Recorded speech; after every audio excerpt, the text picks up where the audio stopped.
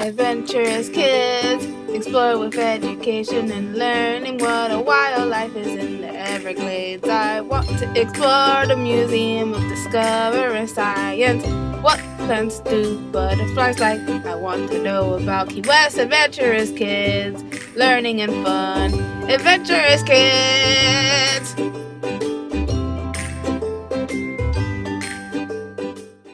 Today we are going to tell you about Tuskegee Airmen. The Tuskegee Airmen are America's first black military pilots. They formed the 332nd Fighter Groups and the 477th Bombardment Group, medium of United States Army Air Forces USAAF. The name also applies to navigators, bombardiers, mechanics, instructors, crew chiefs, nurses, cooks, and other supportive personnel. They were a group of primarily African-American military pilots, fighters, and bombers, and airmen who fought in World War II.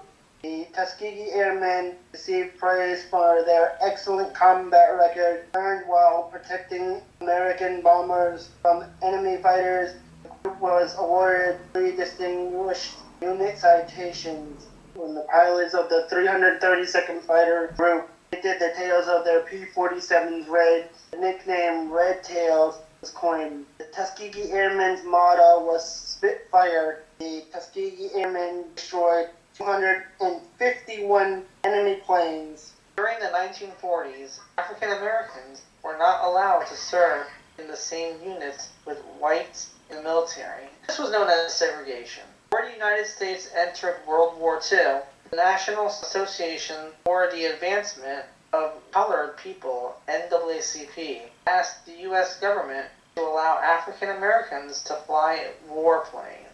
The military was then segregated, as I just said, or separated by race. Because of this, the U.S. Army started a training program for African Americans only. The Tuskegee Airmen were the first African-American military aviators in the United States Armed Forces. The African Americans at Tuskegee were initially trained under segregated conditions, and a congressional committee nearly pulled the plug on the experiment after reading a report alleging that African Americans in general possessed too little intelligence to make good soldiers. The budding flight program at Tuskegee received a publicity boost when First Lady Eleanor Roosevelt inspected it on March 29, 1941, and flew with African-American Chief Civilian Instructor C. Alfred Chief Henderson, who had been flying since 1929 and was responsible for training thousands of rookie pilots. He took his prestigious passenger on a half-hour flight in a Piper J3 up after landing.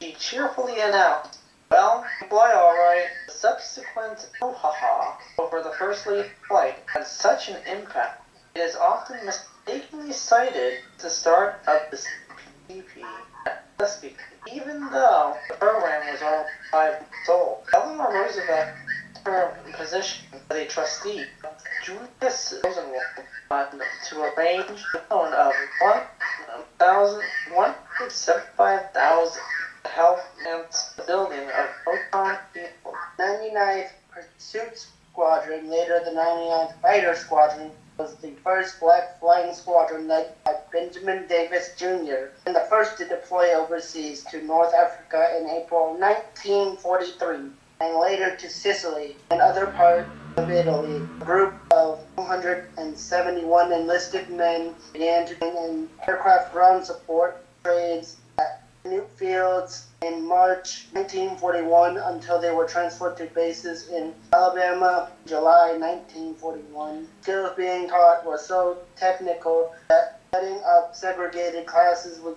deemed impossible. A small number of enlisted men became the core of other black squadrons forming at Tuskegee Fields. In Alabama, of 922 pilots, 5 were Haitians from the Haitian Air Force, and 1 pilot was from Trinidad.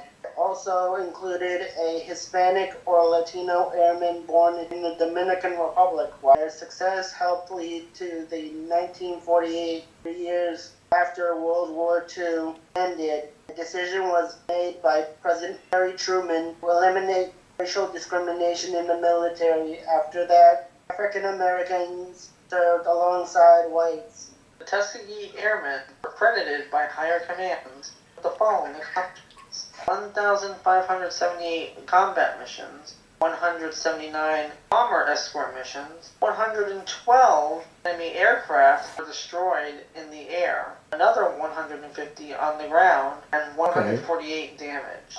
Awards and decorations included 3 Distinguished Unit Citations, at least 1 Silver Star, 96 Distinguished Flying Crosses to 95 airmen, 14 Bronze Stars, 744 air medals, at least 60 Purple Hearts. The Tuskegee Airmen served in Europe and North Africa. They flew small airplanes that protected bigger airplanes that dropped bombs on enemy targets. The group flew more than 1,500 missions that kept many U.S. bomber airplanes from being shot down by enemy pilots during its combat overseas. The 332nd Fighter Group and its 4 squadrons shot down a total of 112 enemy airplanes. The airmen received more than 800 medals for their outstanding service. The fighter group completed its combat mission in April 1945, and the war in Europe ended in early May. This mission accomplished, the group deployed to the United States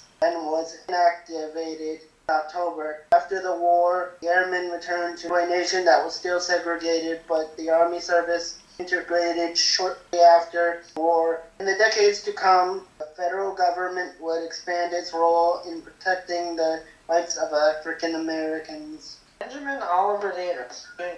was the founder and leader of the Tuskegee Airmen. He was inducted into the National Aviation Hall of Fame in 1994 as commander of the all-black fighter squadron that began training in 1941 at the request of President Franklin D. Roosevelt. In 1972, veteran Tuskegee Airmen founded Tuskegee Airmen Incorporated to assist minority students' interest in aviation and aerospace careers. They set up a trust fund that provided scholarships and also served as a watchdog organization overseeing the aviation industry's handling of race issues. The big budget film Red Tails, chronicling the story of the Tuskegee Airmen, opened in theaters January 2012. It was largely produced by filmmaker George Lucas. George Lucas was also the one who made the Star Wars movies. On March 29, 2007, the Tuskegee Airmen were collectively awarded a Congressional Gold Medal at a ceremony at the U.S. Capitol Rotunda. The medal is currently on display at the Smithsonian Institution. The airfield where the airmen trained is now the Tuskegee Airmen National Historic Site. The U.S. Congress authorized $29 billion in 1998 to develop the Tuskegee Airmen National Historic Site with the University Tuskegee Airmen, Inc. and the National Park Service serving as partners in its development. To date, a mere $3.6 million have been appropriated for the site's implementation. Thanks so much for watching This Adventurous Kids episode.